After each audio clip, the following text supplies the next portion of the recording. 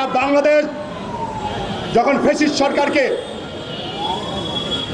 বিগত 5 আগস্ট সরিয়ে দিয়ে এই দেশে একটি স্থবির, এই দেশের ঠান্ডা পরিস্থিতি তৈরি হয়েছিল, যখন এই দেশে একটা সুস্থ ভোটের দিকে এগিয়ে যাচ্ছিল, তার ধারাবাহিকতায় আপনারা দেখেছেন বিগত আজ থেকে 4-5 দিন আগে একটা হত্যাকাণ্ড নিয়ে এই দেশে কেমন উত্তপ্ত অবস্থান তৈরি হয়েছে। এইটা কে করেছে, কারা করেছে, আপনারা মনে হয় যারা মিডিয়াতে কাজ করেন এদের জনগণ সবাই মনে বুঝতে পেরেছেন। যখন এই দেশের প্রধান উপদেষ্টা ডক্টর মোহাম্মদ ইউনূস ও আমাদের অভিভাবক জনক তারেক রহমানের সাথে বৈঠক হয়ে একটা নির্বাচনে শুরু হয়েছিল, সেই ধারাবাহিকতায় একটা কুচক্রী মহল চাচ্ছিল এই দেশে যেন নির্বাচন না হয় সেই আগের মতো। 71 সালে যেমন তারা এই দেশের বিরোধিতা করেছিল, 96ও এই সাধারণ জনগণ এবং বিএনপি যারা আছেন তাদের সাথে বিরোধিতা করেছিল, এইবারও তাই তারা বিরোধিতা করে উঠে পড়ে লেগেছে এই দেশের নির্বাচন বানচাল করার জন্য।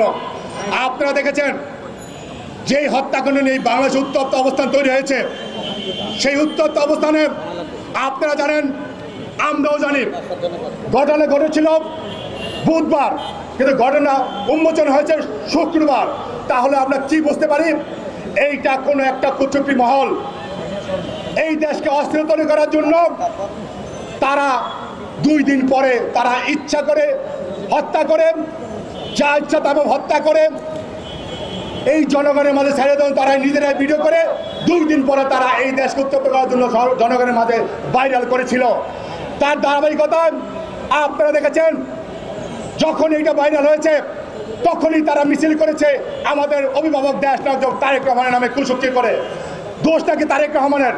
আমি বলতে চাই, স্পষ্ট ভাষা বলতে চাই, তারেক রহমান এই দেশে বাংলাদেশের জনগণের হৃদয়ের স্পন্দন, 18 কোটি মানুষের নয়নমণি।